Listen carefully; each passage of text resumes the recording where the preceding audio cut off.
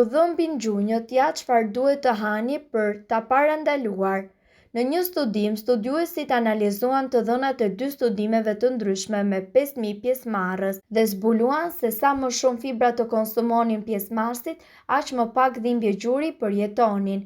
Konkretisht, ata që konsumonin mesatarisht 20 gram fibra në ditë kishin 30% më pak gjasa të kishin simptoma të artritit të gjurit dhe 19% më pak gjasa që dhimbjet e gjurit të përkeqësoheshin në 4 vitet e ardhshme krahasuar me ata të cilët konsumonin më pak fibra.